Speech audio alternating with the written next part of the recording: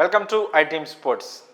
IPL 2025కి సంబంధించి mega auction అయితే నిన్నటితో పూర్తయిపోయింది. 2 రోజులు జరిగిన ఈ మెగా ఆక్షన్లో చాలామంది ప్లేయర్లు అయితే సోల్డ్ అవుట్ అయ్యారు. అలాగే కొంతమంది ప్లేయర్లు అన్సోల్డ్గా కూడా మిగిలిపోయారు. కొన్ని అందులో షాకింగ్ అన్సోల్డ్స్ కూడా ఉన్నాయి. డేవిడ్ వార్నర్ కావచ్చు, ఇంకా మిగతా ప్లేయర్లు కావచ్చు, కొన్ని అన్సోల్డ్గా మిగిలిపోయిన ప్లేయర్లు అయితే ఉన్నారు కొంతమంది. సో ఆ తర్వాత ఆక్షన్ తర్వాత ఏ టీం స్ట్రాంగ్గా ఉంది, ఏ టీం వీక్గా ఉంది, ఈ డిస్కషన్ అన్నీ జరుగుతూనే ఉంటాయి. అయితే ఈ ఐపీఎల్ మెగా ఆక్షన్లో ఒక సెన్సేషన్ గురించి మాట్లాడుకుంటే వైభవ్ సూర్యవంశీ. ఈ కుర్రాడు కేవలం 13 ఏళ్ల వయసులోనే ఐపీఎల్ ఆక్షన్లో ఒక టీంకి ఎంపికయ్యాడు. ఒక టీం తనని పిక్ చేసుకుంది, తనని బై చేసింది. ఐపీఎల్లో అతి పిన్న వయస్కుడిగా తను డెబ్యూ అయితే చేయబోతున్నాడు. తన ఎంట్రీ ఐపీఎల్లో ఇవ్వబోతున్నాడు. ఆ ప్లేయర్ పేరే ఆల్రెడీ మనం చెప్పుకున్నాం, వైభవ్ సూర్యవంశీ. బీహార్కు చెందిన ఈ కుర్రాడు కేవలం 13 ఏళ్ల వయసులోనే ఐపీఎల్ ఎంట్రీ ఇవ్వబోతున్నాడు. సో ఇంత చిన్న వయసులో ఈ అబ్బాయికి దాదాపు 1.1 crore అంటే 1,10,00,000 వరకు ఇతనికి ప్రైజ్ ఇచ్చి రాజస్థాన్ అయితే తమ టీంలోకి తీసుకుంది.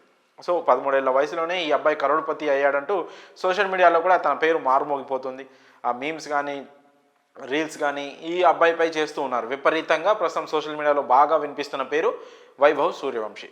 అయితే ఈ అబ్బాయి ఇంత చిన్న వయసులో కరోడ్పతి అవ్వడం ఒక సెన్సేషన్ అయితే, ఐపీఎల్లో ఎంట్రీ ఇవ్వడం ఒక సెన్సేషన్ అయితే, ఈ అబ్బాయిపై ఇంకో ఆరోపణలు వస్తుంది. ఏంటంటే అతను ఏజ్ తప్పుగా తీసుకున్నాడని, అంటే తప్పుడు ఏజ్ చెప్పి బీసీసీఐని మోసం చేశాడు అనే ఆరోపణలు కూడా వెల్లువెత్తుతున్నాయి. అయితే ఈ విషయంపై అసలు నిజంగానే ఆ కుర్రాడు బీసీసీఐని మోసం చేశాడా, తన ఏజ్ తప్పుగా చెప్పి ఇన్ని రోజులు ఆడుతున్నాడా అంటే, చాలామంది స్పోర్ట్స్ మ్యాన్స్ పైన ఉండే ఒక ఆరోపణలు ఏంటంటే వాళ్ళు ఎక్కువ కాలం కెరియర్లో ఉండడానికి ఏజ్ను తక్కువగా చూపిస్తూ సర్టిఫికేట్స్ తీసుకుంటారు అనే ఒక ఆరోపణ అయితే చాలా కాలం నుండి చాలామంది ప్లేయర్స్ మీద కూడా ఉంది. కొంతమంది ప్లేయర్లు ఆఫ్టర్ రిటైర్మెంట్ వాళ్ళు బహిరంగంగా కూడా ఒప్పుకున్నారు, మేము ఏజ్ తప్పుగానే అప్పుడు చెప్పాము, యాక్చువల్గా మా ఏజ్ ఇది, మేము ఇంత తక్కువ చేసుకున్నామని చెప్పారు. అయితే ఇప్పుడు ఈ కుర్రాడు 13 ఏళ్ల కుర్రాడైన సూర్యవంశీపై కూడా ఇలాంటి ఆరోపణలు వస్తున్నాయి, తను ఏజ్ తప్పుగా చెప్పాడు అని. సో ఈ ఆరోపణలపై వాళ్ళ నాన్నగారు ఎవరు సంజీవ్ గారు తాజాగా స్పందిస్తూ ఒక ఛాలెంజ్ కూడా విసిరారు అందరికీ. మా అబ్బాయి ఏజ్ కరెక్ట్, యాక్చువల్గా ఇప్పుడు మేము చెప్తున్నదే, దాంట్లో ఎలాంటి తప్పు లేదు, మేము ఎవరిని మోసం చేయలేదు, కావాలంటే ఎవరైనా బోన్ టెస్ట్ చేయించుకోవచ్చు అని. అంటే వయస్సు నిర్ధారించే ఒక టెస్ట్ అయితే ఉంటుంది, దాన్ని బోన్ టెస్ట్ అంటారు.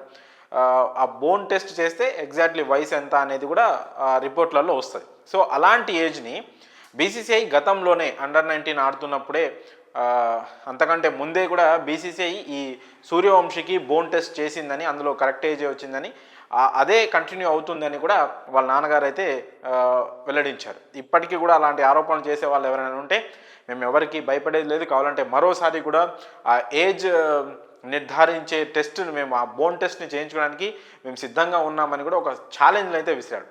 సో ఇప్పుడు ఇంత తక్కువ ఏజ్లో ఇంత పాపులారిటీ కానీ, ఇంత అమౌంట్ కానీ, ఐపీఎల్ లాంటి ఒక బిగ్ ఈవెంట్లో ఆడే అవకాశం వచ్చినప్పుడు సాధారణంగా ఇలాంటి ఆరోపణలు అయితే వస్తూనే ఉంటాయి. వాటికి రైట్ టైంలో వాళ్ళ నాన్న అయితే రియాక్ట్ అయ్యి ఒక ఛాలెంజ్ కూడా, ఎవరైతే ఆరోపణలు చేస్తున్నారో వాళ్ళందరికీ ఒక ఛాలెంజ్ కూడా విసరడం జరిగింది. సో ఇలాంటి ఆరోపణలన్నీ మనము అంత సీరియస్గా కూడా తీసుకోవాల్సిన అవసరం లేదు. ఖచ్చితంగా ఆ అబ్బాయి హైలీ టాలెంటెడ్. జస్ట్ 12 ఏళ్ల వయసు తర్వాతనే ఆస్ట్రేలియాతో జరిగిన అండర్-19 మ్యాచ్లో, ఆస్ట్రేలియా అండర్-19 జట్టుతో జరిగిన మ్యాచ్లో కేవలం 50 బంతుల్లోనే సెంచరీ కొట్టేశాడు. సో మంచి డొమెస్టిక్ క్రికెట్లో మంచి పర్ఫార్మెన్స్ చేస్తున్న తనని ఐపీఎల్ టీమ్స్ అనేవి ఫోకస్ పెట్టి ఇలాంటి కుర్రాళ్ళు మన టీంలో ఉంటే బాగుంటుందని రాజస్థాన్ అయితే అతన్ని పిక్ చేసుకోవడం జరిగింది. సో రాజస్థాన్ ఫస్ట్ నుంచి కూడా యంగ్ ప్లేయర్లని వాళ్ళపై నమ్మకం పెట్టి వాళ్ళని తీసుకొని వాళ్ళని ట్రైన్ చేసి సూపర్ స్టార్గా మార్చిన చాలామంది ప్లేయర్స్ ఉన్నారు.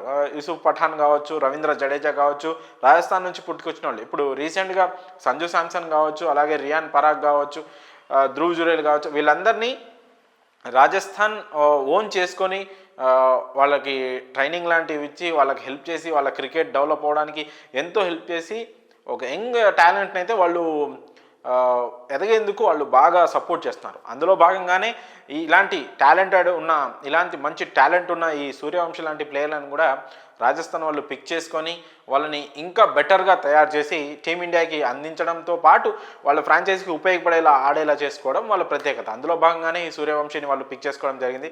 సో ఈ ఏజ్ విషయంలో వస్తున్న ఆరోపణలు అయితే అంత నిరాధారమైన ఆరోపణలుగానే కనిపిస్తున్నాయి. సో మరి ఈ విషయంపై వాళ్ళ నాన్న ఇచ్చిన ఛాలెంజ్ని ఎవరైనా స్వీకరిస్తారా? అలాంటి ఏం జరగవు నాకు తెలిసి మోస్ట్లీ.